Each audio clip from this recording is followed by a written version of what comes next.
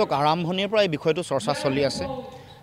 ডিব্ৰুগড় লোকসভা সমষ্টিত মই প্ৰাৰ্থিত্ব আগবঢ়োৱাৰ সম্পৰ্কত বিভিন্ন বাতৰি সম্প্ৰচাৰ হৈছে, কিন্তু আমি আগৰ পৰা কৈ আহিছোঁ যে আমি আমাৰ দলৰ যিটো পৰিকল্পনা, সেই পৰিকল্পনা মতে আমি কাম কাজো কৰি আছোঁ।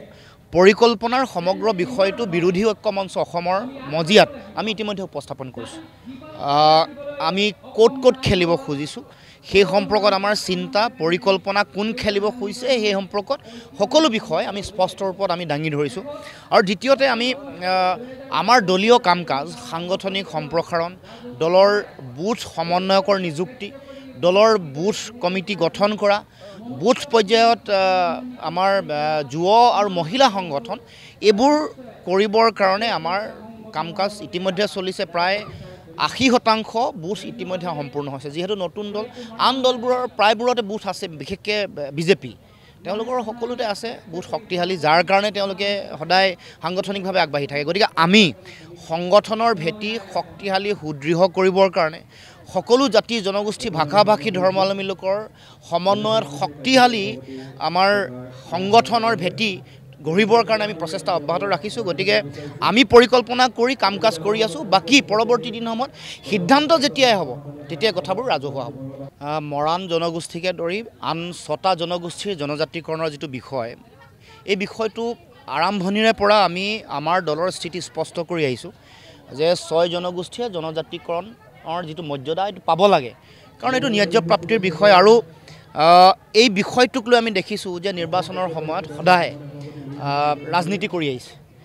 বিশেষকৈ বিজেপি দলটো যেতিয়া 14 চনত ক্ষমতাত আহিছিল তেতিয়াও তেওঁলোকৰ পৰিকল্পনা, তেওঁলোকৰ চিন্তা, তেওঁলোকৰ ৰাষ্ট্ৰীয় যিখন ভিজন ডকুমেণ্ট আছে তাত 6 জনগোষ্ঠী জনজাতিকৰণৰ বিষয়টো সোমাইছিল। 16 চনত অসমত নিৰ্বাচনৰ সময়ত ভিজন ডকুমেণ্টৰ অন্যতম মূল বিষয় আছিল 6 জনগোষ্ঠীৰ জনজাতিকৰণ। কিন্তু দেখিবলৈ পালোঁ যে পৰৱৰ্তী দিনসমূহত এই বিষয়টোক লৈ আগ নাবাঢ়িল। কংগ্ৰেছ চৰকাৰ থকাৰ সময়ত বিষয়টোৰ সম্পৰ্কত আলোচনা হৈছিল, কমিটি বনাই দিছিল, প্ৰতিবেদন প্ৰস্তুত কৰিছিল। বিশেষকৈ কেইবাটাও প্ৰতিবেদন লাগে, ঐতিহাসিক প্ৰতিবেদন, হিষ্টৰিকেল ৰিপৰ্ট লাগে, এন্থ্ৰপলজিকেল নৃতাত্ত্বিক প্ৰতিবেদন লাগে, আৰু বিভিন্ন ধৰণৰ ছ'চিঅ' ইকনমিক প্ৰতিবেদনসমূহ লাগে। এইবোৰ প্ৰস্তুতি সমিতি হৈছিল, প্ৰস্তুত কৰা হৈছিল, ট্ৰাইবেল এফেয়াৰ্ছ মিনিষ্ট্ৰীৰ ওচৰত ছাবমিট কৰা হৈছিল। কিন্তু আমি দেখিছোঁ যে 2014 চনৰ পিছৰ পৰা এই বিষয়টোৰ সম্পৰ্কত কোনো ধৰণৰ চৰকাৰৰ ফালৰ পৰা উদ্যোগ লোৱা নাই। কেৱল মাত্ৰ নিৰ্বাচনী ইছ্যু, নিৰ্বাচন অহাৰ লগে লগে, বহাগ অহাৰ লগে লগে যেনেকৈ কুলিয়ে মাতে, বিজেপি দলটোও 6 জনগোষ্ঠী জনজাতিকৰণৰ কথা কয়। আমি সেইকাৰণে আমাৰ স্থিতি স্পষ্ট, 6 জনগোষ্ঠীয়ে জনজাতিকৰণ পাব লাগে। মৰাণ জনগোষ্ঠীৰ সকলো ধৰণৰ তেওঁলোকৰ ক্ৰাইটেৰিয়া ফুলফিল হৈছে বা হৈ আছে। এইবাৰতো তেওঁলোকৰ যি বংশ দেখুৱাইছে গাঁও, তাত বিভিন্ন কথা বতৰা ৰিফ্লেক্টে হৈছে। গতিকে এই কথা বতৰাবোৰ পৰ্যালোচনা কৰি পাব লগা যিটো বিষয় দিব লাগে, এইটো দিয়া তেওঁলোকৰ নৈতিক দায়িত্ব, জাতীয় দায়িত্ব।